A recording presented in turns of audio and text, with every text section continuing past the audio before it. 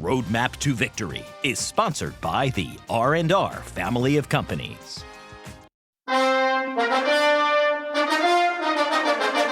Welcome back to Nittany Game Week. I recently had the honor of voting for the Heisman Trophy for the first time. You get to name 3 players on your ballot. My winner, running back Ashton Jeanty. And I'm excited to watch the Broncos star on the field at the Fiesta Bowl. Coach Paterno, I'm not sure excited is how you would describe the Nittany Lions coaches about facing Jeanty. He's a difference maker in every good way possible. What's the roadmap to victory when it comes to facing the Heisman runner-up and the rest of the Mountain West champs? First of all, I want to know how the heck you got to vote. But all that aside, let's take a look at the challenge that start on offense for Boise State.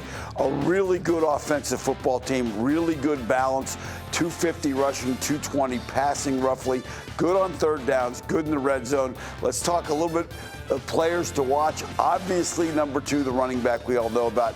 Really good at tight end, a good left side of their offensive line, and the quarterback is very capable. He's only 5'10", so Penn State should get their hands up, try and knock things down. When we talk about the tailback, only 23 times he's been tackled for loss. He has more runs of 20-plus than he does, and he's great after contact, and we'll talk about his record chase Barry Sanders. But let's take a look at him, because it's not just him. It's an offensive line that's done a good job all year, despite having to play 7 different combinations because of injuries. But they're going to double up front, which puts the pressure on the defensive linemen to keep those linemen from getting up to the linebackers. He likes to cut back and get north and south, and you'll see why on this clip. Now, this is against Oregon. This is not against Nevada or somebody like that. This is Oregon. They have a defense that can run, and you can see the speed that he has right there when he gets out into the open field.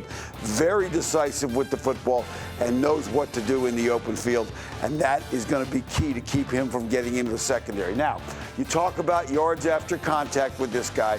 I mean, here is 1, 2, 3. You're going to see 7 different guys have a shot at him. He goes along the line, horizontal along the line behind and cuts up front. Take a look at how many guys have a shot at him. Again, this is against Oregon.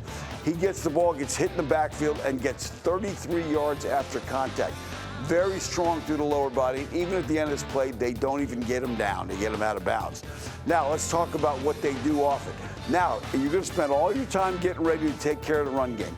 And everybody thinks this is a one-dimensional offense. Their quarterback is really good with the run fakes. And then he comes off that, they block up front, they get a run reaction to these guys, and he stays in the pocket with max protection. And you're going to see this particular protection and this particular play action look a bunch on game day.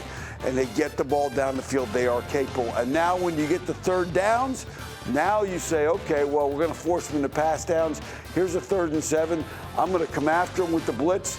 They pick up the blitz. They do a great job with protection. They've only given up 12 sacks on the year, and they're 50% almost on 3rd downs.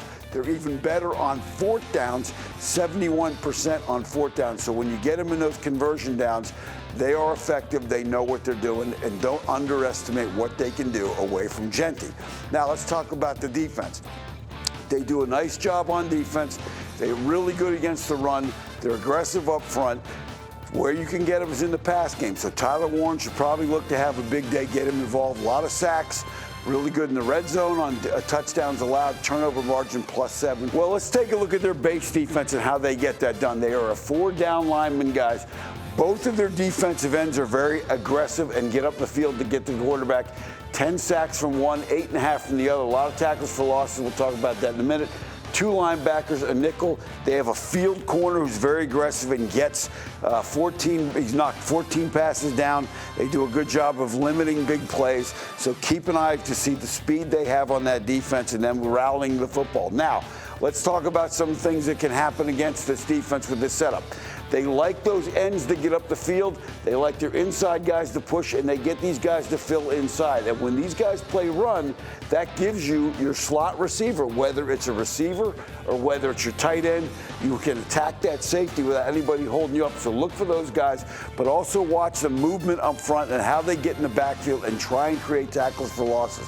They're one of the best teams in the country at getting the ball carrier down for negative plays. Anybody, doesn't matter who they play, they're aggressive up front, and Penn State's got to avoid the negative plays. Now, last thing we'll talk about is the blitz package. I mentioned all the sacks on the year, 51. They'll get some 5-man rush blitzes. They'll play 3 guys underneath, 3 deep, so you're not necessarily beating them one-on-one. You've got to find the holes in the zone. Here they come, and they have great speed off the edge. Their nickel even has 6.5 sacks on the year. They get a lot of sacks from a lot of different people, so it's going to be vital to protect Drew Allard. It is a dream matchup for the Fiesta Bowl. Penn State sports a perfect record in the game and helped build the brand with a historic win over Miami back in 1987. Boise State's program rose to prominence thanks to their success in the Fiesta. The committee is thrilled to have these teams go head-to-head for a shot at the national semifinals. If I'm a fan, that's the matchup I want to see. Boise State has had a bye and been sitting around waiting to play and see who they were going to play. Now they know. Penn State's got some momentum here, hosting a first-round game and rolling back to a place that they're very, very familiar with, State Farm Stadium. And so we're expecting a fantastic game, hard-fought battle on the field, and for 2 motivated fan bases to really show up and show out.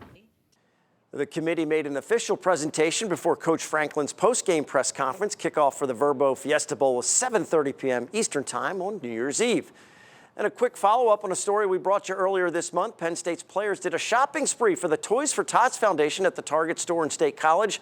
West Shore Home sponsored the spree, recently made a $10,000 donation to the Marine Toys for Tots Foundation. The toys purchased by the guys were donated to the Harrisburg chapter, which served more than 33,000 children last year.